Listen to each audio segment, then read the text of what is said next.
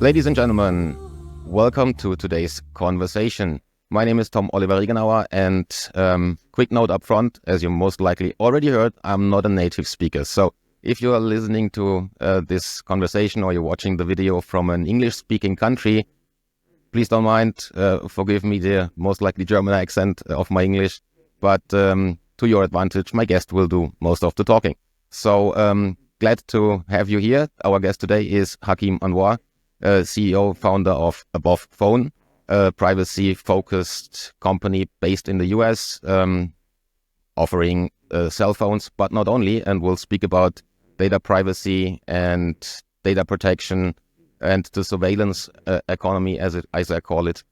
But to start off, maybe, and to introduce you a bit more to people, maybe you can give a quick background on, yourself, how you got to do this, how you got to found the company, and why you are focused on privacy and user protection. Guten Tag, Segen, blessings everyone. It's really cool to be speaking to a German audience, so hello to everyone out there. Tom, for the record, I think your English is amazing. Better than some people speak here in the United States. Well, glad to hear that. Yeah, so my journey has been, it's been a little bit of a long one. It's been 5 years now since we started this business, but originally what I ended up doing was helping out activist movements. So I think some of your readers are familiar with people like Derek Bros. And it was Derek and I, we collaborated on the Freedom Cell Network, and he asked me to help out with the tech infrastructure. And so we did. And that was in 2019. And, the next year, we all saw the world come crumbling down. And so where did we go as all the insanity was happening outside? We kind of went inwards, and we went into the internet to see if there were any insane people still around. And there were, and we were all looking for each other. So we saw a lot of growth of our movements at that time. And then we kind of kept the momentum going. Derek founded the People's Reset, and I helped out with that too. And we've had around 6 amazing conferences so far. And by the time this is published, we'll be having the People's Reset in Mexico again in January. So check that out at thepeoplesreset.org. But this was just throughout all of these experiences, I realized the true power of the internet, and that's to bring people together. And that was so much better in my past life than being a software engineer and actually building these tools that didn't care about people's privacy, didn't respect their users, and were actually entrapping people in a prison. So I decided I didn't want to do that. I moved back home and decided to work on this. I decided to teach people about technology as much as I could. And then eventually we started a company on the back of it. So that's a little bit about my story. But it's just been, it's kind of funny. At some point, you think that technology will stop being relevant, but it's becoming more and more and more relevant because, unfortunately, it's a tool that can, it can be used both ways. And so my purpose is to find ways that it could free us. Sounds great. Yeah, thanks. Yeah, actually, a lot of people thought that since COVID was kind of over, things go back to normal. But I think that a lot of people now are realizing we are heading into some kind of technocracy where everything is digital, where the interaction is not in person anymore, but mostly on screens, which is not only a technological aspect of things and life and society, but also it's social engineering people to behaviors that are not healthy. So as you pointed out, the People's Reset, which I think initially was called the Greater Reset, is a conference bringing people together. But then you are doing a lot of other things. You have a homepage called Take Back Our Tech that also has a blog on Substack. You regularly write about like technology and the surveillance economy and mostly things and ways to get out of there and to overcome that.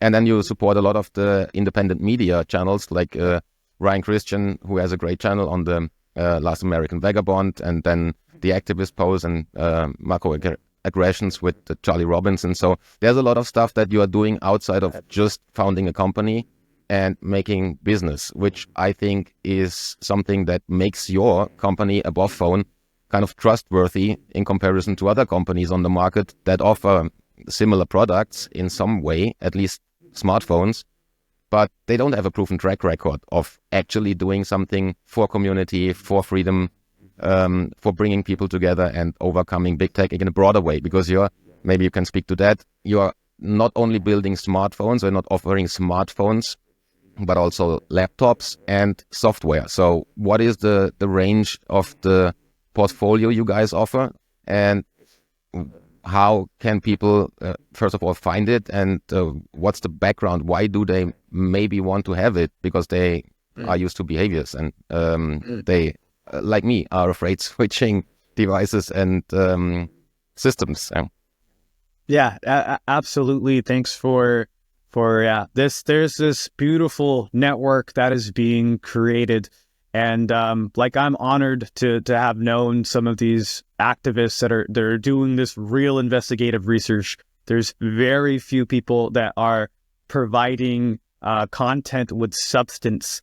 And so I'm very thankful and honored to be influenced by these people. And when it comes to our products, it's like based on the primary research on surveillance, actually understanding how it works and taking an action based on how it works, and not just marketing.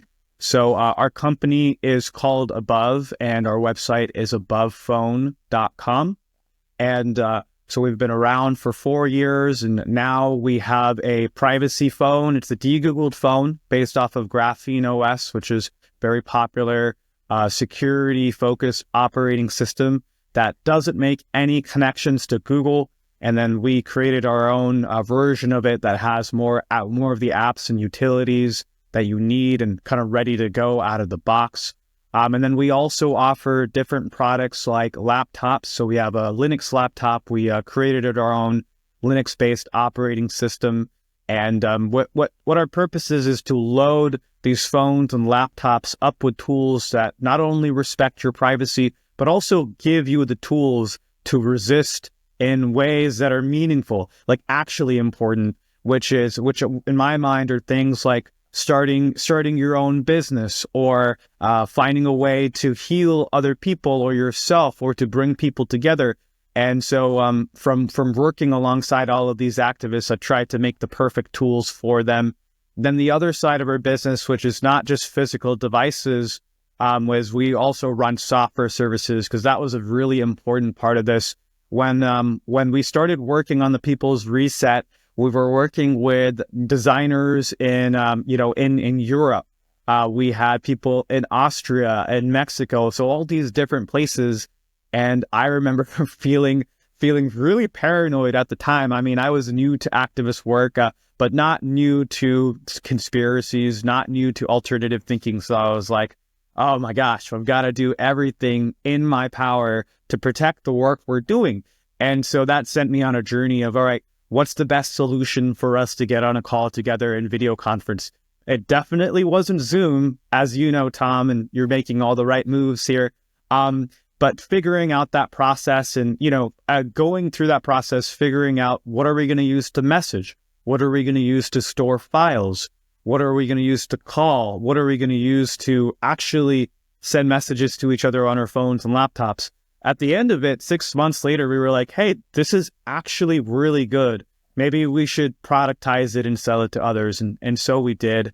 So if you're interested in that, you can check out abovephone.com. I also have a lot of free content that we give out, as Tom mentioned, on the Take Back Our Tech Substack, which is tbot.substack.com. And if you want to learn just more about all the products and stuff, you can go to learn.abovephone.com, and we've got free webinars on the subject. And it's really important to me that people understand how the underlying technology works, because then they get to start thinking for themselves. One of the things, and Tom, you probably get this too, as like an avid investigative researcher, people want to be spoon-fed the answers, like, is this safe? Is this not safe? And I would rather tell them, here are the characteristics of it. Here's the people who run it and who they're associated to. This is what I think, but make up your own mind. And so that's one of the things we're helping out with.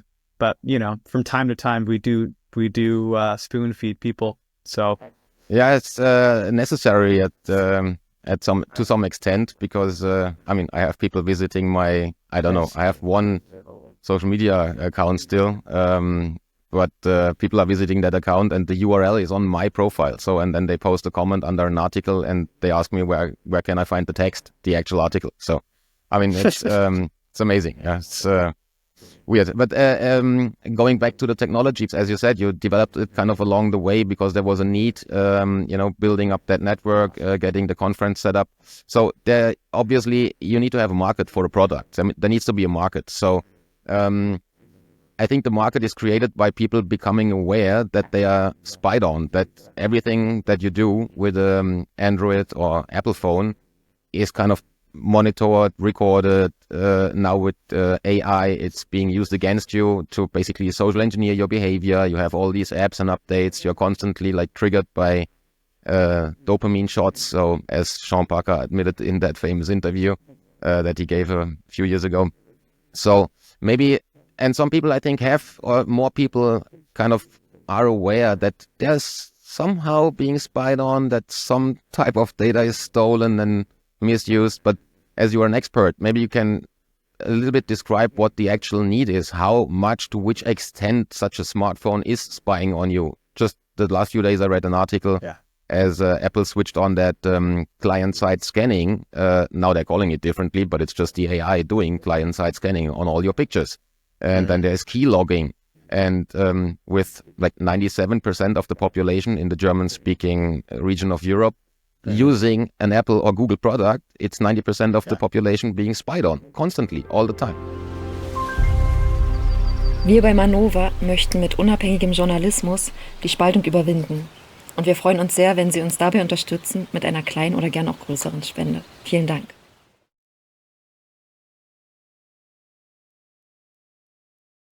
Yeah, absolutely. And I mean, that extends to the whole world. There's 7 billion people, well, more than that now, but there's about 7 billion phones. 99% of them use Google and Apple. So it's a really wide surveillance net that they've casted. And through independent study, there's this one I always mention. It's from the Trinity College in Dublin, Ireland. And they looked at phones in 2021, namely a Google phone and an Apple phone. And they found that on average, it was phoning back home every 5 minutes. And what these phones are doing is they're just keeping log of your unique IDs on your phone.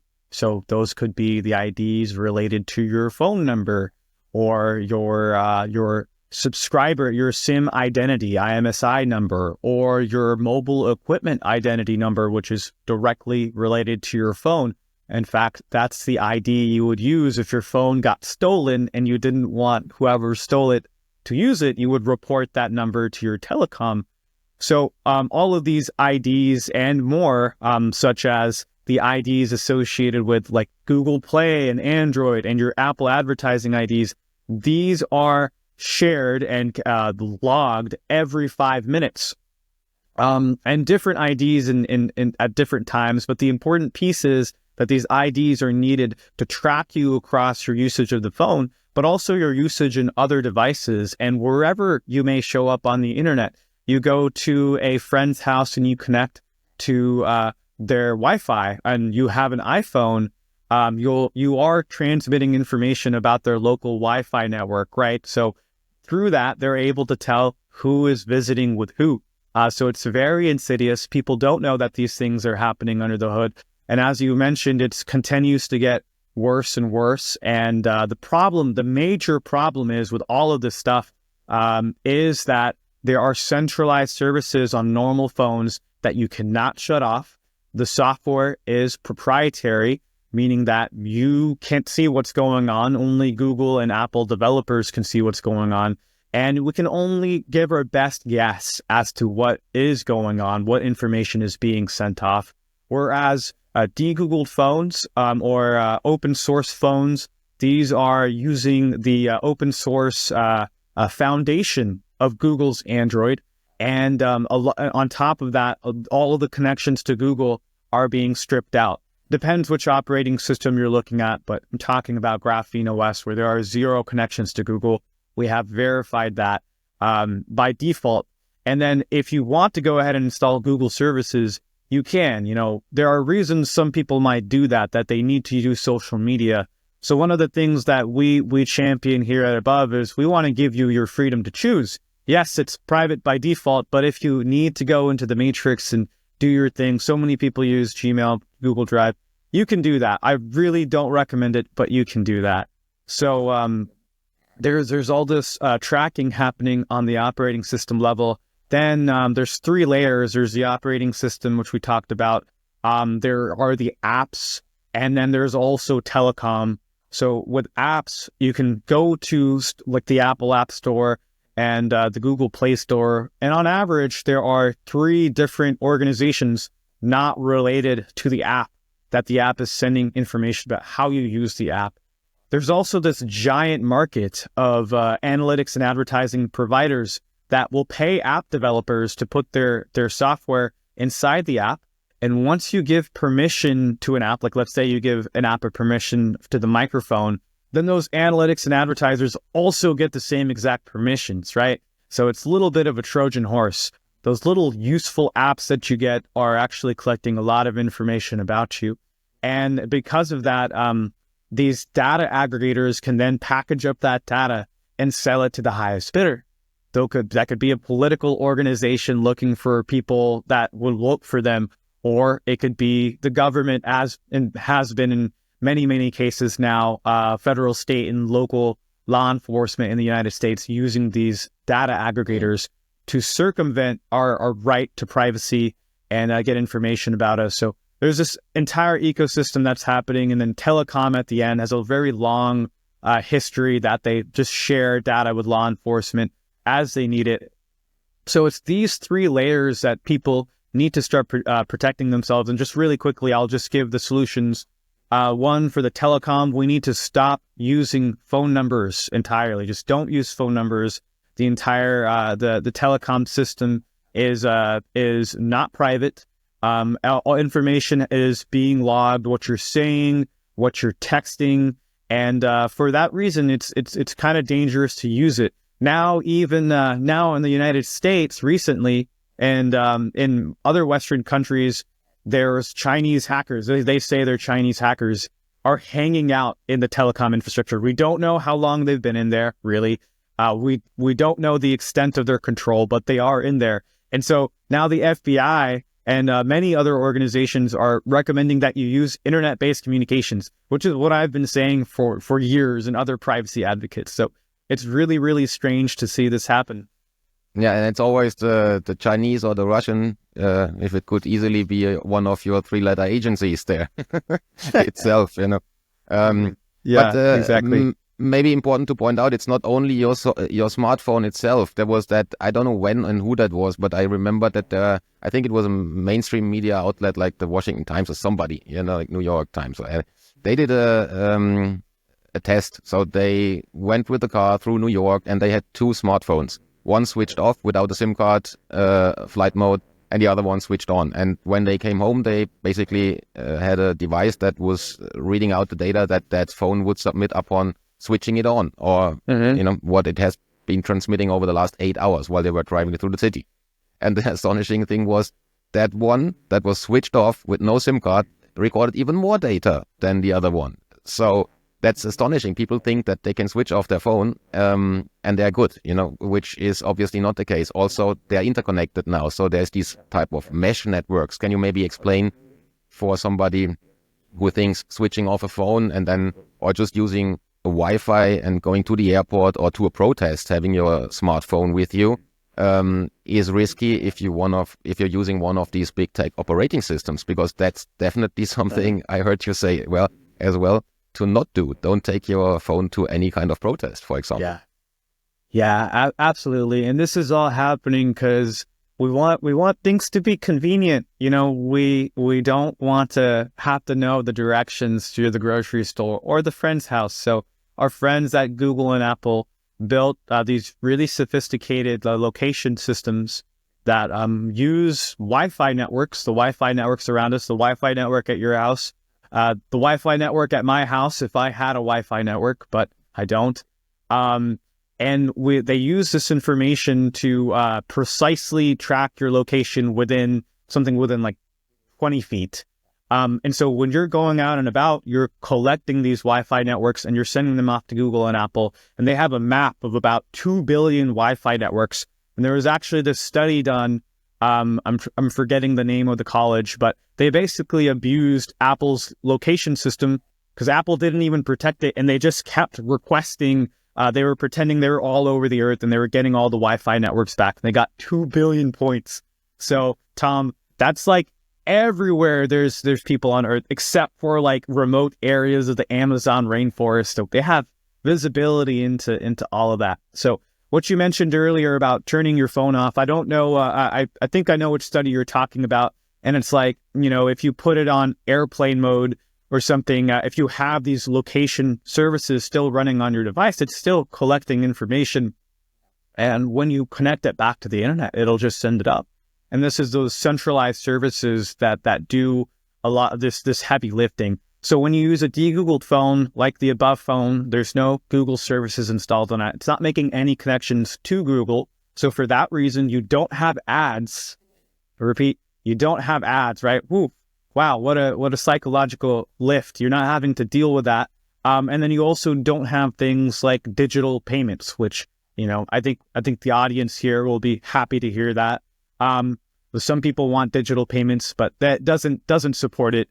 And then things like contact tracing as well, which they just flipped on a switch and now people could turn on contact tracing. So they are trying to create this mesh network, as you referred to, by giving devices the ability to communicate with each other using Bluetooth, Wi-Fi. There is now just so much visibility of the other devices here. And the answer is always, just withdraw your consent. You can use wired Ethernet at home, and we can talk about the health benefits of that. You can keep your Bluetooth off, and I always recommend that. But we need to get a little bit smarter about how we're interfacing with technology. And sometimes that just starts with getting a phone that doesn't have that crap out of the box. So if you are interested, I've actually got the phone here, and I'm happy to show you a little bit about it. Yeah, I mean, I switched to a BOF phone a while ago because I did my research, and I must say, I'm a musician, so you tend to use Apple products because you have the cloud and you have Logic Pro for music production. And I used that for more than 10 years, and I was kind of afraid switching because I thought, oh my God, all that data, the contacts and whatnot. So it was a seamless process though, and for everything that I needed to know, there was a nice tutorial on your BOF University website, and there's an onboarding call that you provide once you buy a phone, so you can actually speak to someone in the company that helps you migrating whatever, your contacts or calendar entries or anything like that. So it was a pretty seamless switch. And one of the most astonishing things is, I think, my battery life is like 2.5 days now, which usually is like 12 hours, which kind of shows you what is happening in the background. It's not draining the battery. And you have kill switches for everything that you just mentioned. You can actually switch off the microphone, switch off location services on the operating system, which then none of the apps have access to, which is great. So, and then maybe last point before we can actually quickly show the phone or show how that looks like, because people are always afraid, like I was, switching to something new if they're getting used to something for 10 years or so. The radiation part you mentioned, and like I do, I have a cable headphone, and you always have a cable headphone too. What's it about Bluetooth, all the Wi-Fi and like 5G networks and all that radiation that causes concern on your side? Mm-hmm. Yeah, well, I mean, it's the unexplored element of our of biology. Is like we're kind of ignoring. Hey, every microorganism uses electromagnetic fields to communicate. I was reading this article today that was talking about, it's from the World Council of Health. They were talking about how some bacteria actually get more resistant to antibiotics when they're in the presence of a Wi-Fi network. And they were talking about how biofilms, right, which is just a collection of bacteria, it's how diseases like get really bad in the body. that they actually put out their own frequencies that are similar to Wi-Fi. Like you can actually measure them. So there's this big question mark of whatever is happening with this Wi-Fi. Can it interface? It can definitely disrupt how the cells in my body communicate. And there's so many effects. I could go through them, but there's efforts like the Bio Initiative 2012, which document all of the human effects, animal effects, plant effects that radiation can have at very, very small amounts. And, we have to remember that we're electromagnetic beings. So the more of that you bring into your space, the closer it is to you, the more problems you're going to have. So that's the public service announcement. If you use things like Bluetooth headphones and stuff, maybe research a little bit about it and, think about how you feel.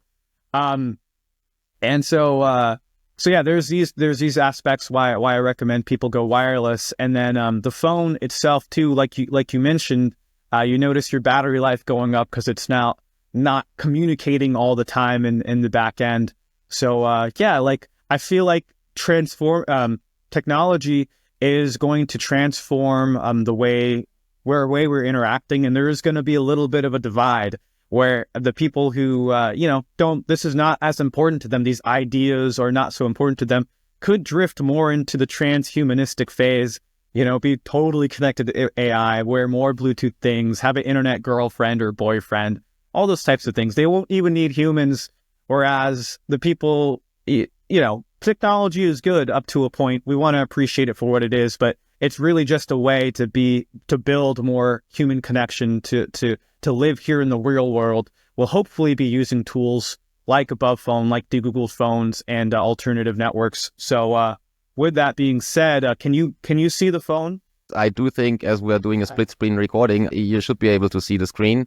So let's go ahead and have a quick look at what Graphene OS on your end actually looks like and make people aware of the not existing difference between their current smartphone and an Above Phone or a Graphene OS operating system. Absolutely. There's nothing like actually seeing it in person. So this is a phone I have right here.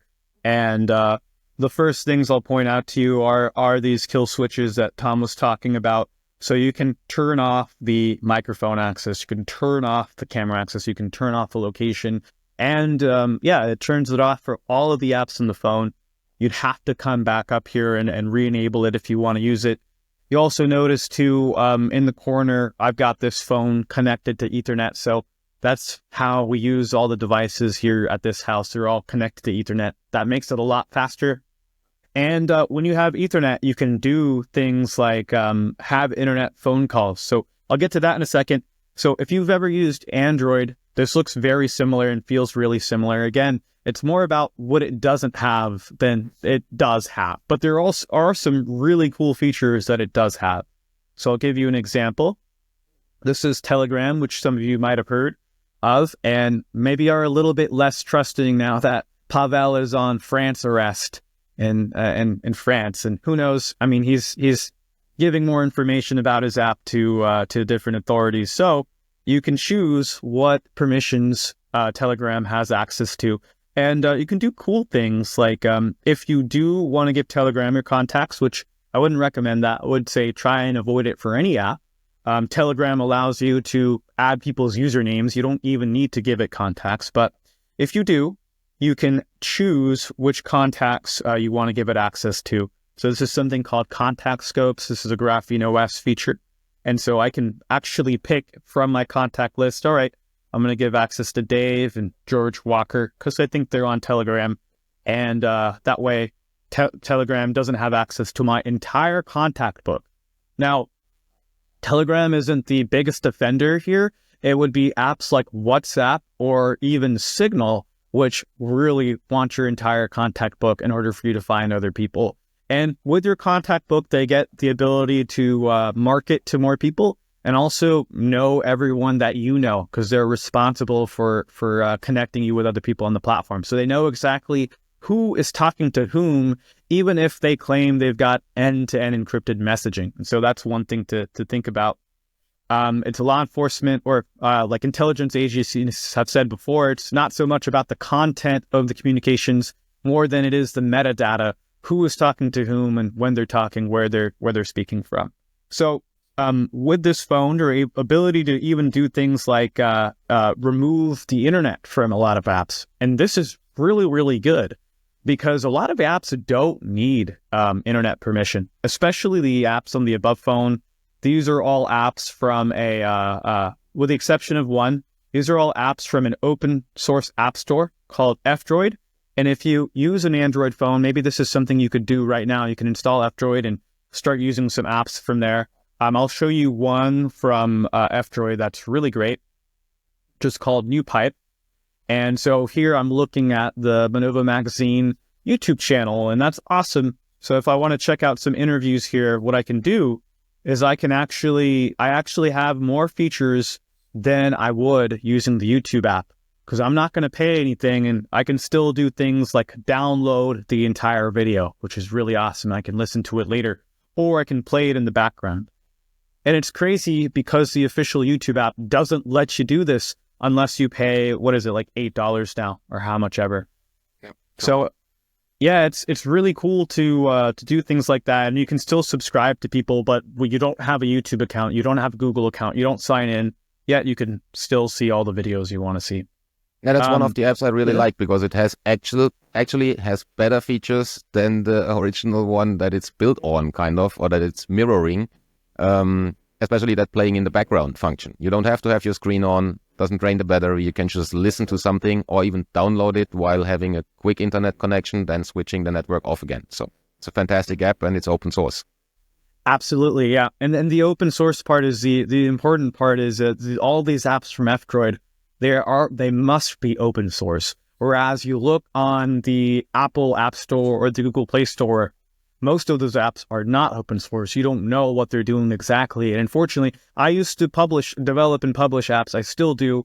But the first thing you do when you publish an app, they come to you, can I put my analytics and advertising in your apps? I will pay you $350. And, depending on how much you need the money. But anyways, so this is another app that's really cool. It's the Aurora Store, which Tom, you know about this one. This is a private way to download apps off of the Google Play Store. So for those people saying, I need X, Y, and Z app for work, I need Microsoft Teams or whatever, which is gross. I'm sorry. I feel sorry for you, but you can still get anything you want. And the cool thing too, if I might throw in, before you install one of those apps that are kind of from that Aurora Store, like the poisonous ones, you can create an isolated profile. So I'm having my normal profile, Tom or something, and then I have an isolate profile, which is, as you pointed out in some other conversation, a phone in a phone, basically. That profile doesn't even know my contacts. It doesn't have access to anything besides the internet when I'm allowing it. So I can use Outlook for my work. I can use like Twitter or something, X. Without that app knowing anything about my other parts on the phone, it's like in a sandbox. It's isolated. So that is where you actually would want to download these big tech apps. 100%, Tom. Yeah, these junk food apps, these big tech apps. So you can see what Tom is talking about. We've got 4 different users. You can have, these are separate encrypted containers. You can put the apps in them. So what you might do instead is you'll take this app like this. So about Aurora Store, right? You can download apps from the Google Play Store, but privately, and you can actually see how many trackers they have. So this is a PDF reader from Adobe. What does the PDF reader really need? Well, it has all these other companies. This has actually gone up. It used to be 8 trackers. Now it's 9. So that's why improving. It's improving. It's been more transparent with other people. Yeah. So that's why we prioritize apps on F-Droid. And then if you're using a junk food app, you can create this sandbox and switch over to it anytime. You can use a different VPN, all those sorts of things. So that's a really, really cool feature. And maybe one thing that is important for people also, one question that will definitely come up in the comments most likely is, I need Google Maps. I don't find the next train station without my apps, because that's how those people look like with the smartphone in their face all the time. So a lot of them are actually not finding something if they don't have Google Maps. So. What is the... Oh, okay. I should have downloaded a map for Germany. right now, but I'll give you guys an example. Well, actually, Germany is a lot better about this. I was actually really happily surprised I was in the UK and I haven't been to Germany yet, but I have a feeling OpenStreetMaps is going to be a lot better than it is in the United States. This is an open source map that anyone can contribute to, and you can add different points of interest on the map. So this is in Tennessee that you can see this map, but I believe in Germany it's going to be filled out at least more stores, landmarks, and things like that. So this is an app that comes on the above phone. The way it works is, here, I'll scroll out here, see if I can go over to Germany. You actually download it and you can use it without the internet connection. And I tried it I'm living in Switzerland actually, but I am German that fled Germany 15 years ago. And I did download the apps and they are very populated. So you have a lot of the stuff that you would find on Google Maps also on that application. So I compared it to the US where it's in some areas pretty empty, I would say, or it needs improvement. But over here it's actually usable. So works fine. Man. 100%. So exactly. Like I'll scroll down to this and eventually it'll prompt me to download the map, or I can just download it from my options. But it's really nice. It works really well. There we go. See, it's download the Upper Bavaria map. So you just download it and you can download the maps of the entire country, put your phone on airplane mode, and then take a road trip. Like really, it downloads it directly to your phone. So, as we see more things rolled out, like a carbon tax that's telling you can't drive so far, maybe you don't want to be connected to Google Maps because it's going to be reporting how much you drive. So this is a really cool app. And the really cool thing about it too is you can also create your own maps. So here in Tennessee, you can see like I'm putting down different areas that I'm finding food. Like there's berries, there's mushroom picking. So I'm just adding this to my own map. Eventually, you could grow this out to, hey, here's my milk provider, or here's who I go to fix my car, and you can actually save this map, this group of points, and you can share them with other people. So I always promote that as a solution for different freedom cells to do. You trust people, you can let them into your inner circle, and not have to rely on Google Maps so much. Yep. And other than that, my user experience is the usage of that ecosystem.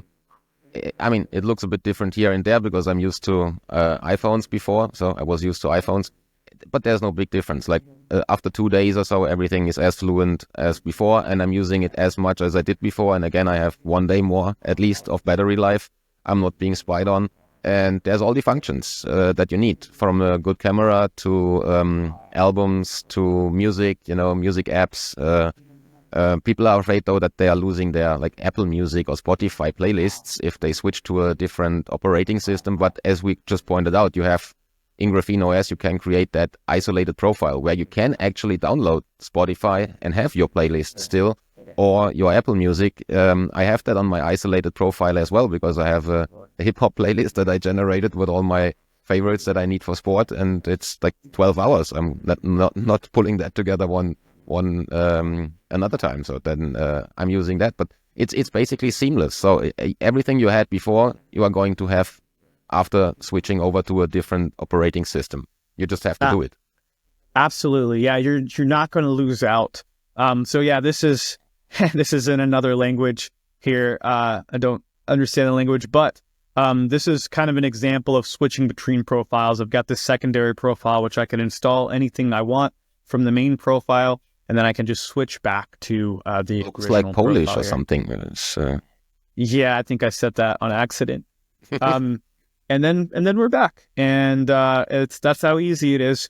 So there's one last thing I want to show you, and then we can just keep talking. But there's also this messenger that I'm recommending that people use. It's called. A lot of people are recommending messengers now. This is one that's been around for over 20 years. And the most important part about it is it's decentralized so that people can run it themselves and they can be fully responsible for their own communications. So this communications protocol, it's called XMPP. We run our own XMPP server here in America.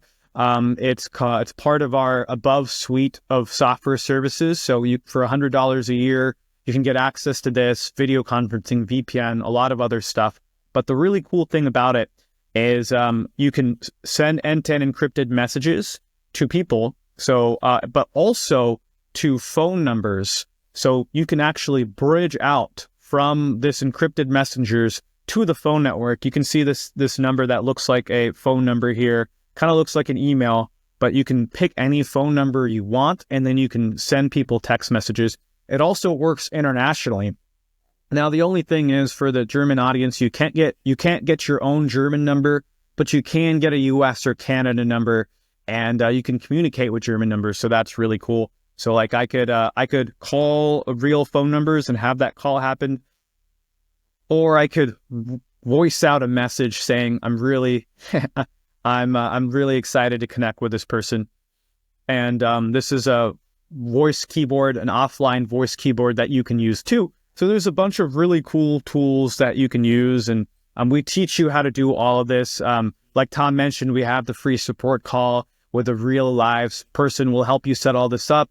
Will help you move your files from your old phone to your new phone. And yeah, I think you're gonna like it a lot. There's a lot of new technology that it's not just an alternative. It's better than big tech, and that's what we're trying to achieve here. Agreed. I'm really happy with it, and I don't have anything that I'm missing. I only gained a few things that I didn't have before, like, for example, playing videos in the background, not being spied on. I have all my contacts and all my meetings, calendar entries, and all the apps that I need for work, and I have like 3 or so companies that I work with and for. So there's a lot of stuff I need to do, and it works seamlessly. So, and I can do banking and everything that I was used to do on my other phone if I'm traveling, since I'm traveling a lot. So maybe going back to the human aspect and problem of this, people are afraid of that move, but everybody is complaining about things are getting bad. You know, there's a lot of politics and war and genocide and surveillance. And the one thing that you can actually do something about it on short notice and for little money in comparison to other stuff is getting a new phone or getting a new laptop, and maybe realizing that you have an idea that is worth, deriving a company from it. But people are afraid. They need a bank loan. It's a lot of hassle to get a company up and running. They're not sure if they're ready to hit the market, and with all that, administrative stuff around it, maybe. You, as an entrepreneur, how did you go ahead and basically made an idea that you had for the people's reset, or that you developed on the fly to support a specific need, and provide tools? How did you go about founding the company and financing it and stuff? Yeah, I knew that. I knew that as I kind of got deeper and deeper into it, and as I said more crazy things about big tech and the government, that my traditional software engineering job was like off the table, as blackballed. There was a certain point in time where I'm like, yeah, I'm probably never going to get a normal job again. And so, hey, we have to do this now.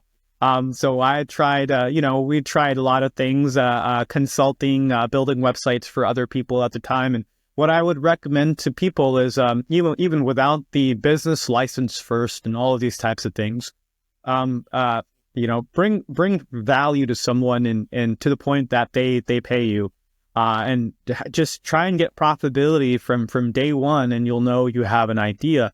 Whether it's selling food that you grow at the house, or whether you're doing counseling for people, just ask to be paid for your services and sell yourself. And once you got your first sale from that, I mean, that's just showing that there is a market, no matter if it's big, no matter if it's small, and then you can kind of go farther into that.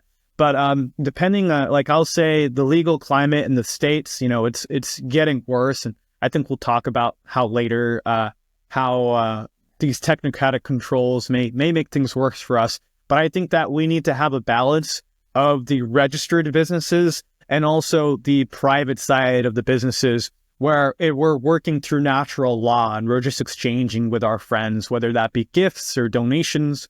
We need to have a healthy aspect of both, because we're moving through a transition right now where we're seeing a lot of these failed structures, and now is the time to build the new structures, because we know the bar is very, very low. So my story is essentially, we had these skills to build websites for people, and that's what I did starting out. And I did this for maybe 2 years.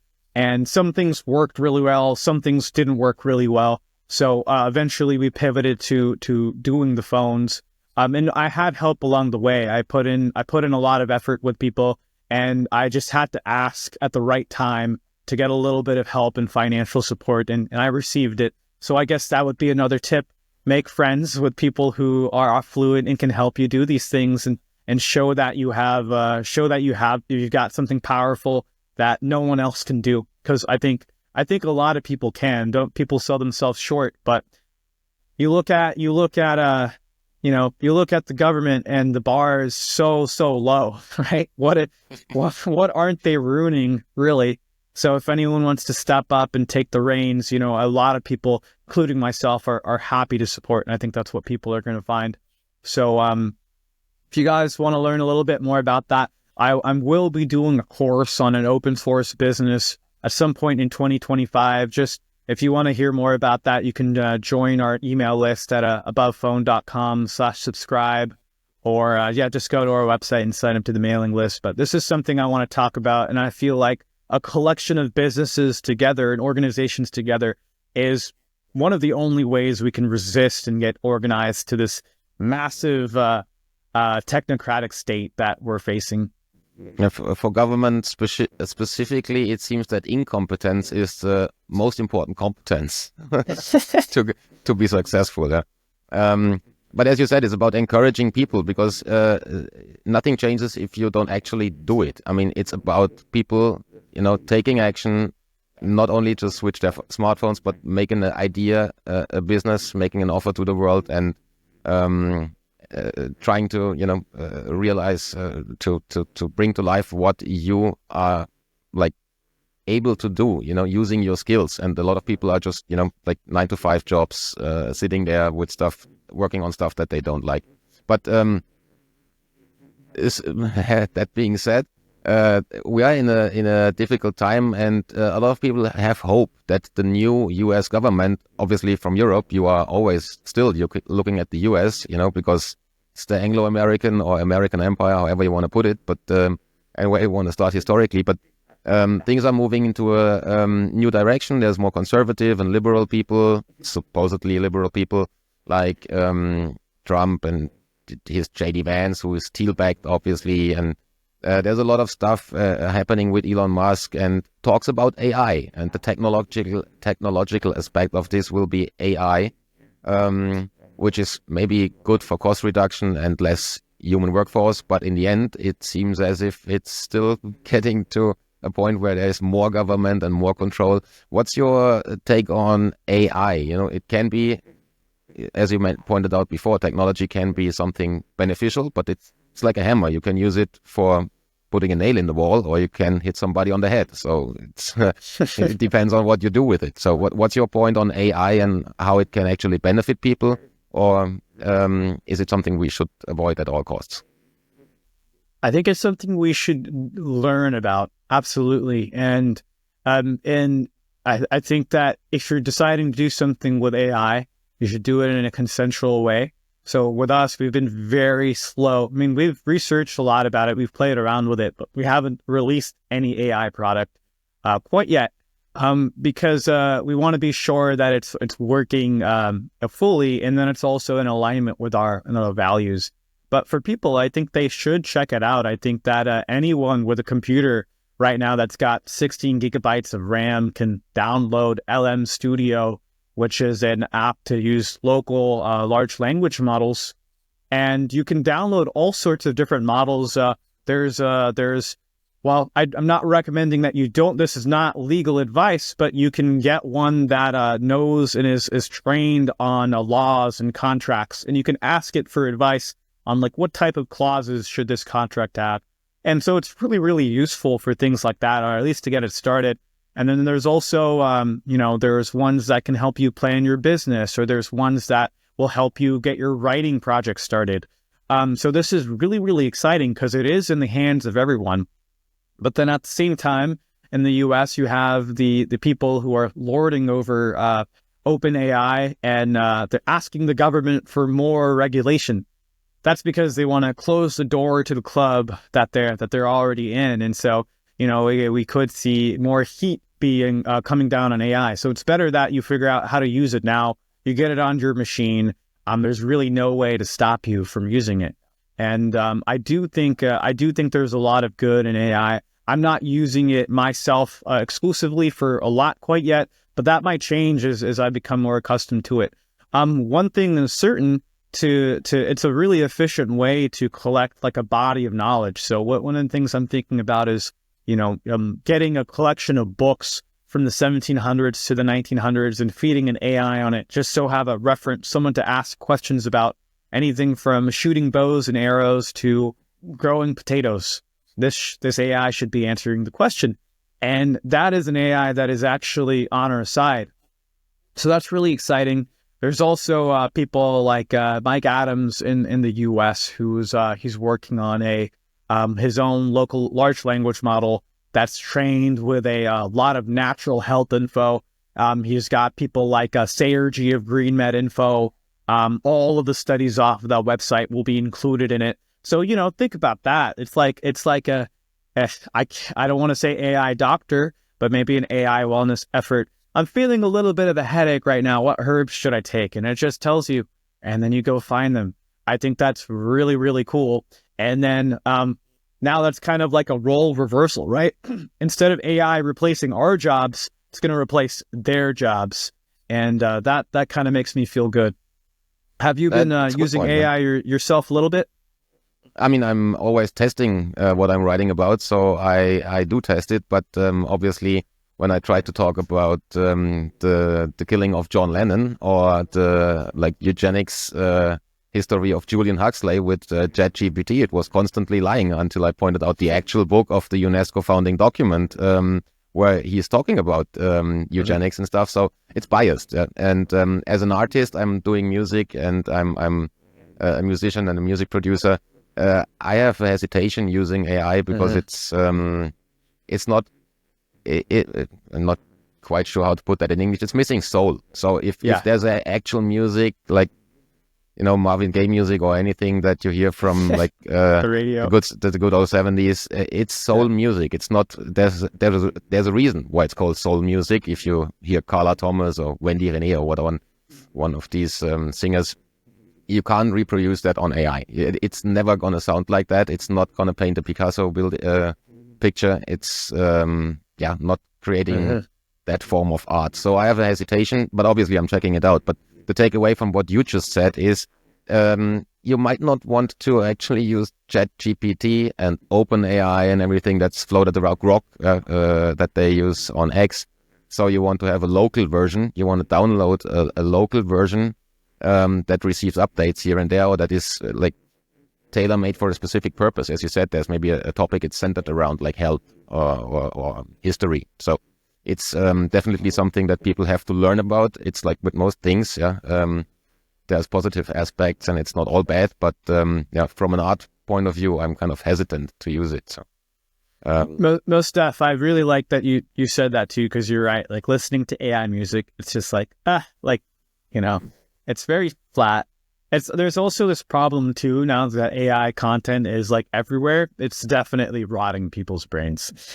Yes, and then there's Whitney, and I think Whitney and Ryan Christian talked about it to some extent in the past few weeks, was that repersoning of people. It's actually a difficult or a dangerous tool because instead of, having you banned from YouTube, they can just upload a 500 video scope of you saying things that you never said, or taking stuff out of your videos, putting that into a wrong context and putting that on YouTube or one of the social media platforms. And then your actual readers and followers think it's you, and they start commenting under your video that you support Trump now. It's fantastic. Or why are you supporting Trump now? So, they don't even realize the difference. So that's repersoning people, which I think is a very dangerous aspect of things, because obviously you can flood the internet with stuff about a person that is not that person. So fighting it is nearly impossible because it's too much. You will never get your arms around that amount of data. So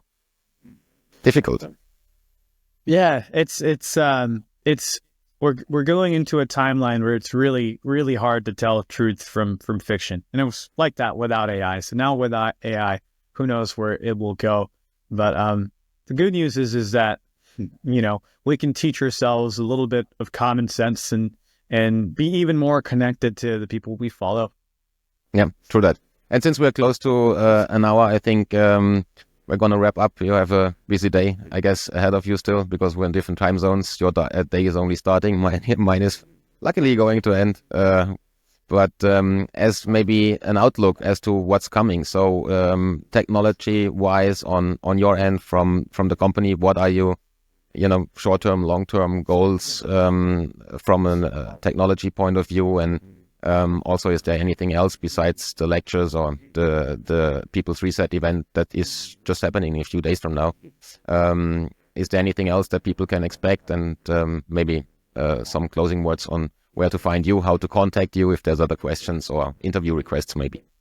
Absolutely, yeah. So I want you guys to check out our webinars. By the time this interview is out, we're going to have done one on the future of self-service. So that's all about triangulating your cell phone through cell towers. Really, getting detailed specifics about how that type of stuff works. So that's going to be on our webinar site at learn.abovephone.com. And we're also working on our own self-service, which is already released. It's called Above Data Sim. And so if you go to abovephone.com and you look under products, you'll see Sim there. I want you guys to check that out. It's an internet-only self-service. It doesn't have a phone number attached to it, and that's for a very important reason. So you guys can look at those things, and we have it's available in Europe. So check that out if you're interested. I'm also at the People's Reset. It may have been announced by this time, but we're working on a biogeometry instrument for our phones. And by biogeometry, just briefly, it's the science of shape and the quality of shape, and how we can actually use that to tune harmful electromagnetic frequencies coming off of our devices. So imagine you getting a phone case that is actually helping to make the phone less harmful for you. So we've been working with Dr. Lydia De Leon of Geophilia, who's also a People's Reset speaker, on a special phone case that can do this. So hopefully I don't think it will be released until March, but we're working on this and we're really, really excited for it.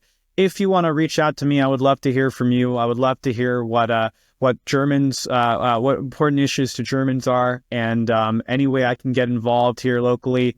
But you can contact me through the Take Back Our Tech website. That's takebackourtech.org. That contact form goes directly to me. Or you could also chat with us on abovephone.com. That message will get to me too.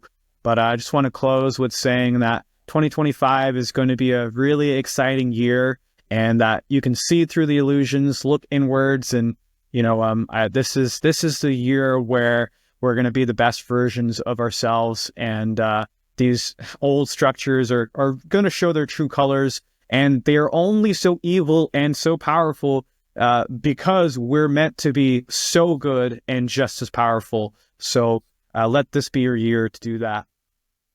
Thanks for taking the time and for those closing remarks. And I used to say, not quite sure if that's the perfect translation to English, but the solution to most of the problems in the world is looking at you in the mirror in the morning.